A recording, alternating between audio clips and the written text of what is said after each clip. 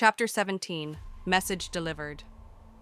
The next few days were spent going over the assault plans. We had satellite imagery of the compounds going around the clot to track comings and goings, security movement, and any change in the day-to-day operations of the compounds.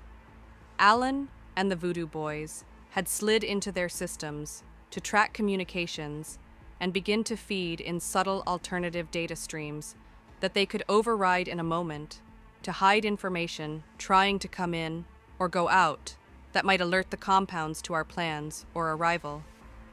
Each team prepared for things in their own way, but since I was working with Smasher and Main's crew, I had insisted on running drills with them. While Main's crew had a different goal than Smasher, Mayroon, and I did, I still wanted that first minute to go smoothly.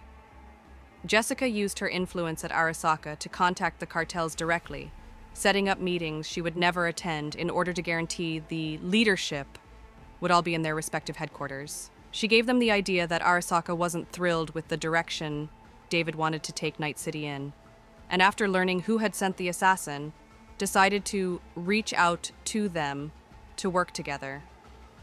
She even went so far as to send large packages to each compound that would arrive an hour before she was supposed to, and asked that they be placed where the meeting would be held so she could reveal tech that Arasaka was willing to equip the cartels with. Arasaka had also provided the gangs with brand new weapons. They reasoned that if the gangs were going to be going against well-armed cartel members, then the gangs should be as equally armed.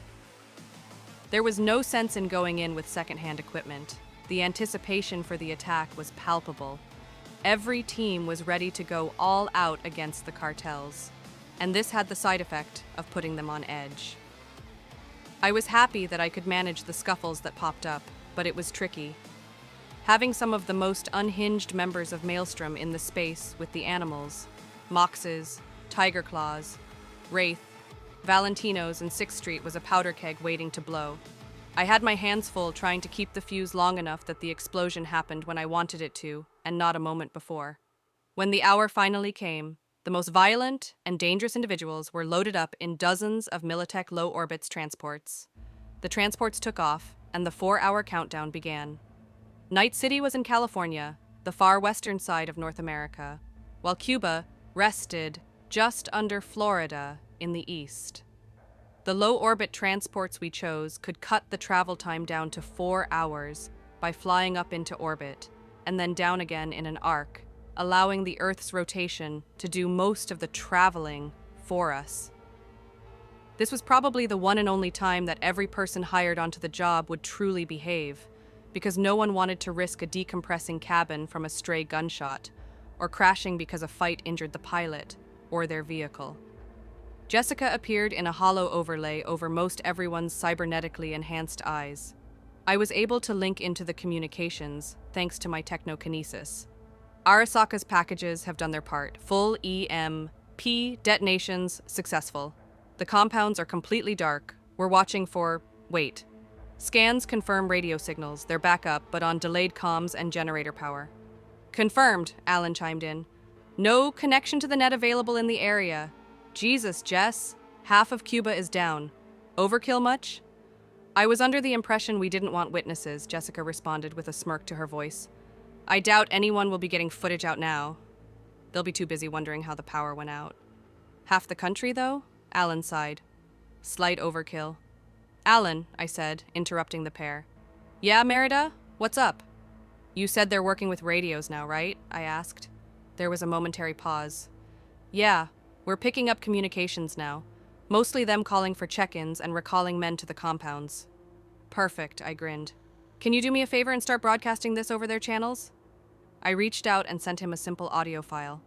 It'll take a minute because we'll need to grab a satellite to be able to overpower their transmissions, he said, as he began to work on doing exactly that. Sure enough, a little over a minute later, he came back. Got it. Ready to transmit. Just say the word. Stand by, I replied as we soared through the atmosphere towards our destinations. When we were approximately 2 minutes out, I chuckled. Hit it, and go ahead and play it in the other transports. Alan played the audio file.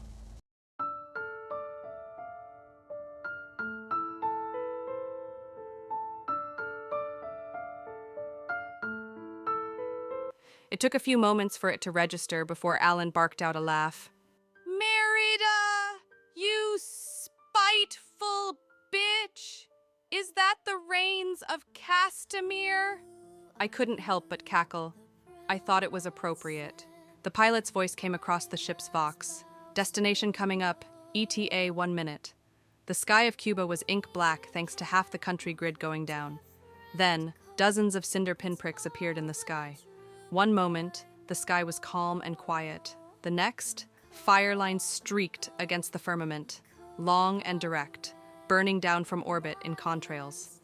If the cartel's radars were functioning, they wouldn't even have time to finish screaming by the time the transports were swarming over their compounds. The missiles hit first, leaping ahead of the ships to announce our arrival in a methodical sequence that was almost polite, even as they destroyed their targets. Antenna arrays vanished, comm towers folded in on themselves, and generators erupted in blue-white flashes that briefly turned the jungle around them silver, making every leaf look like it was etched in glass. Then the gunships arrived properly, matte black, no insignias, no serials, nothing that could be traced back to Militech or anyone else willing to admit ownership. They skimmed low to the ground, tearing apart the air and throwing up dirt and debris as the door guns opened up.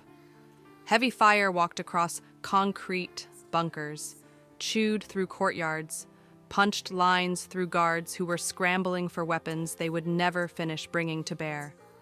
From inside the cargo holds, the gangs watched with wicked anticipation.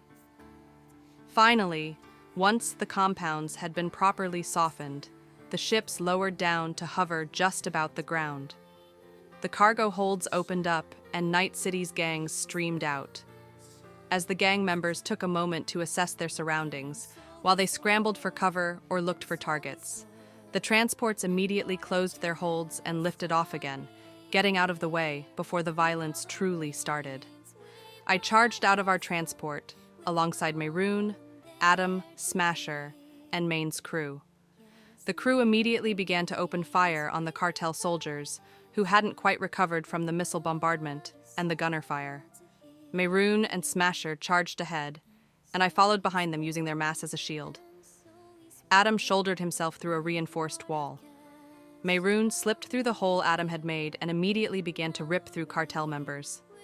I only entered the building a moment after them, but by the time I got in, the hallway was a butcher's canvas, blood mist still hanging in the air, bodies collapsing in delayed understanding of their fate. I reached out with my technonesis, searching for something in particular. While Main's crew was looking for cartel leadership, our mission was much more important. We were looking for Dr. Tomas El Curador Ibarra, a cartel R&D kingpin, cyberware surgeon, and data hoarder. He had something that would lead me straight to him, though he didn't know it yet.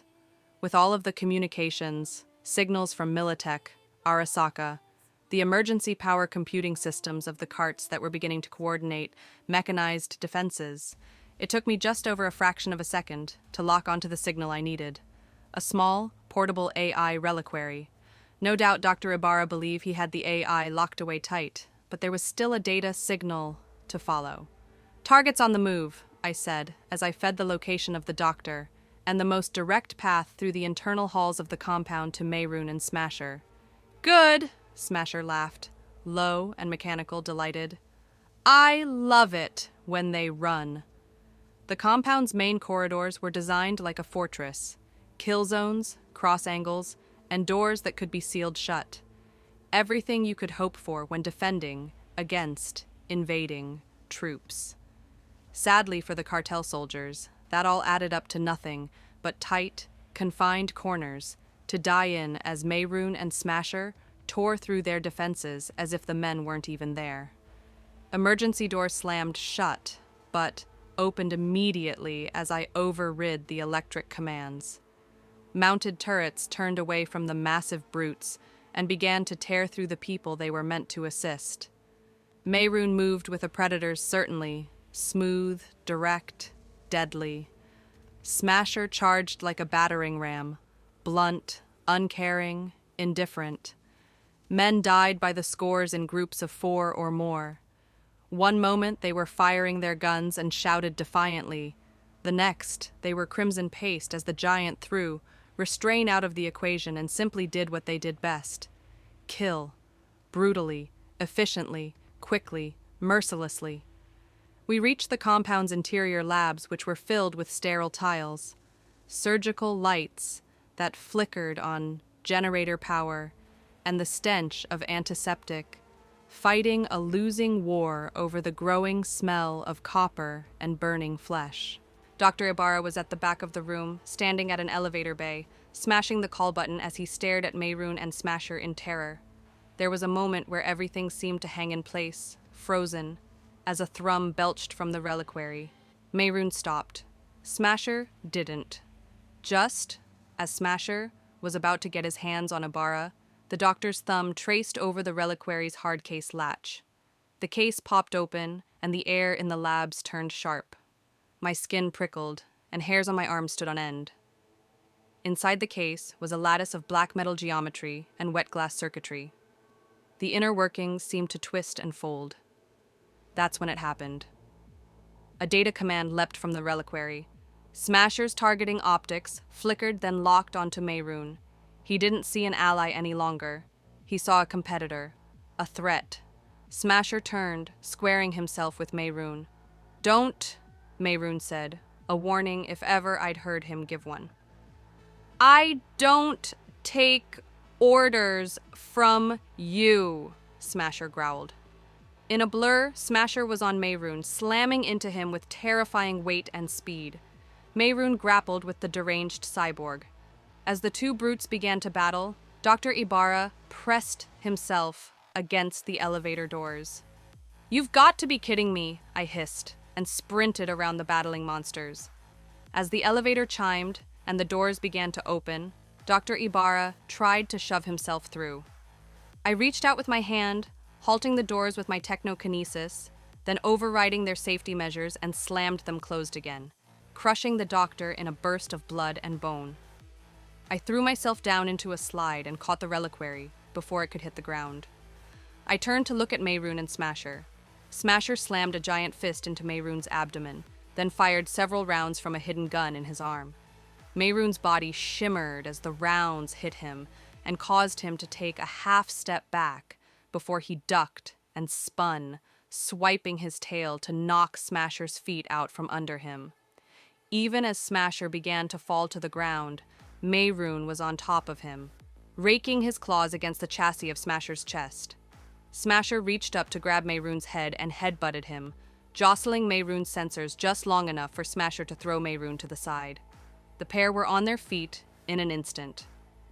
Smasher fired a small rocket, which hit the wall behind Mayroon, throwing reinforced concrete and rebar exploding out. Mayroon had already moved and was on top of Smasher before he could turn to meet the charge. Unlike Smasher, Mayroon was a purely digital being who used his body as a way to interact with the world. Smasher was still part human inside all of the cybernetic parts that made up the vast majority of his body. Tons of metal and chrome threw itself this way and that as the pair exploded through dozens of rooms, walls, and furniture. Unsuspecting cartel members were crushed as the pair brutalized each other, moving faster than human eyes could track, even as they battered and shot one another. "Merida!" Maine called over the team channel. "Our targets are down, but the fucking Maelstrom and Wraiths are tearing each other apart out here. I've got a situation going on myself right now." "Maine!" I shouted back over the communicator. "What kind of situation could be more important than our own people?" Maine's question was cut off as Mayroon threw Smasher through a wall that led the courtyard we had landed in. Gunfire was still barking across the courtyard, but the curses being thrown were in English. The cartel defenders were long dead, and now the only people shooting at each other were the gangs. I stepped through the hole in the wall as Mayroon leapt after Smasher.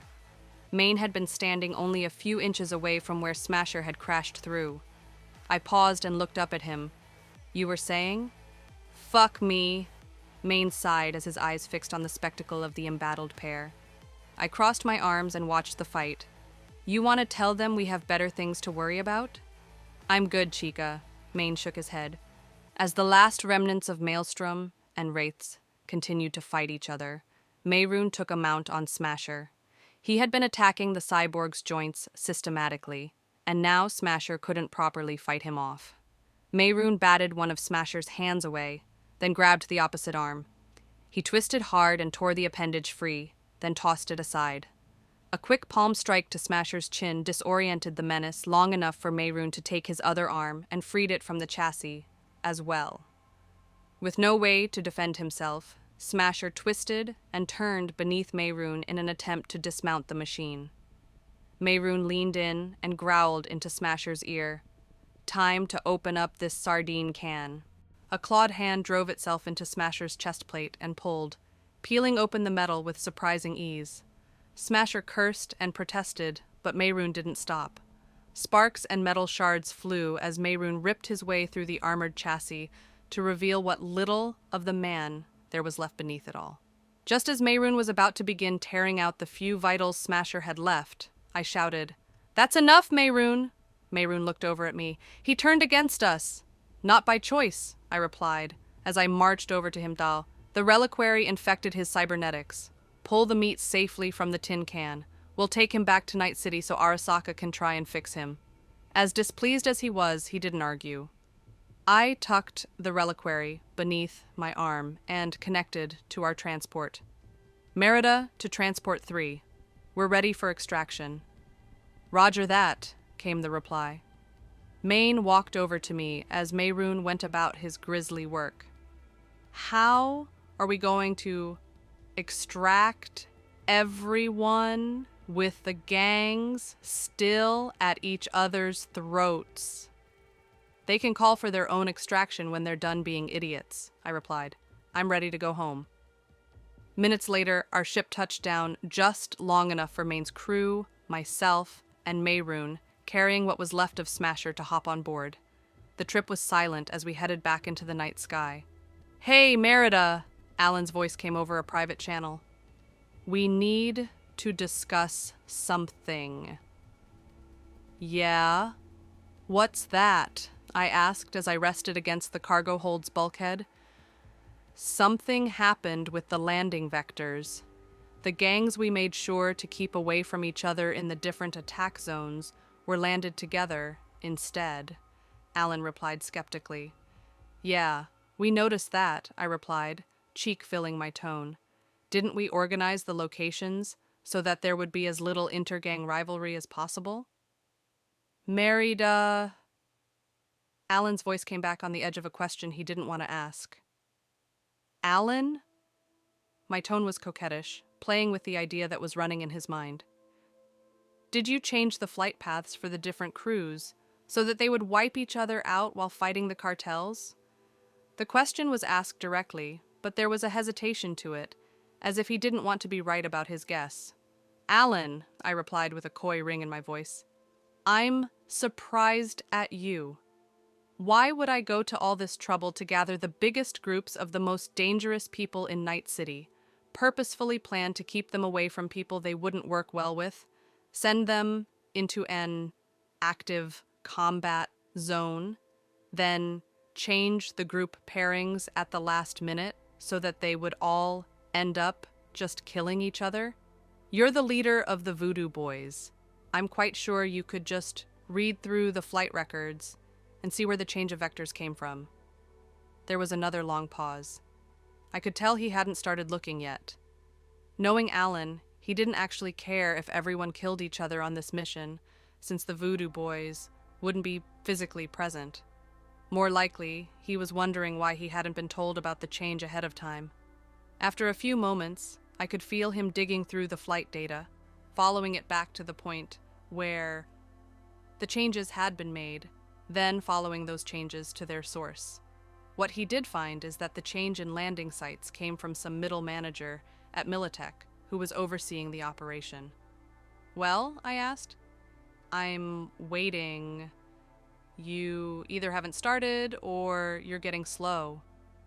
"This doesn't make sense," Alan mused. "This says Militech made the change."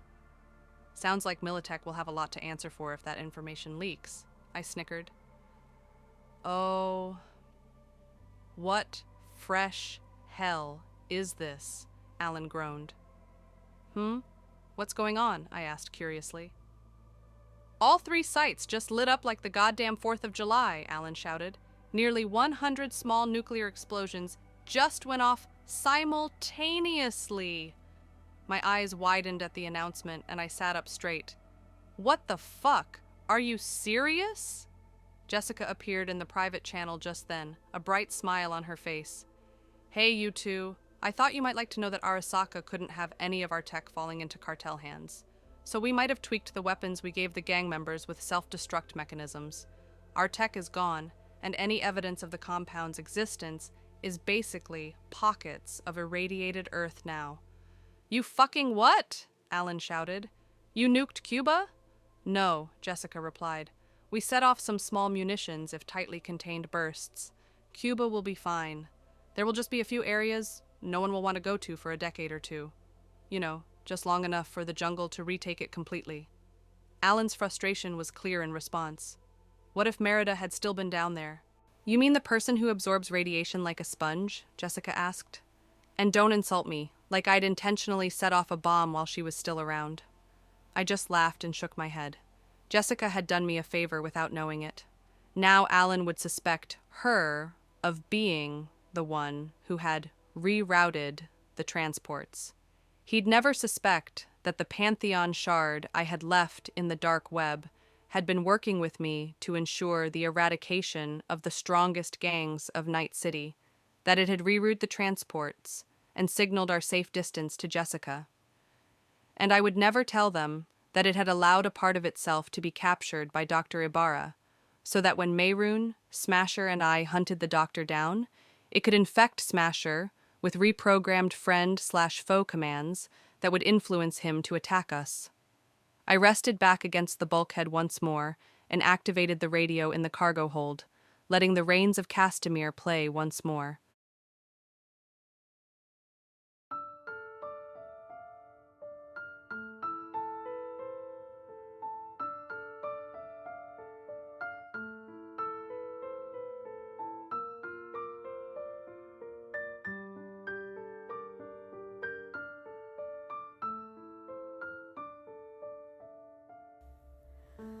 Who are you? The proud Lord said that I must bow so low. Only a cat of a different coat, that's all the truth I know. A coat of gold, a coat of red, a lion still has claws, and mine are long and sharp, my lord, as long and sharp as yours. And so he spoke, and so he spoke, that Lord of Castamere. But now the rains weep o'er his hall, with no one there to hear. Yes, now the rains weep o'er his hall, and not a soul to hear. Who are you? The proud Lord said that I must bow so low. Only a cat of a different coat, that's all the truth I know. A coat of gold, a coat of red, a lion still has claws, and mine are long and sharp, my lord, as long and sharp as yours. And so he spoke, and so he spoke, that Lord of Castamere. But now the rains weep o'er his hall, with no one there to hear. Yes, now the rains weep o'er his hall, and not a soul to hear. And So he spoke, and so he spoke, that Lord of Castamere. But now the rains whip our his hall with no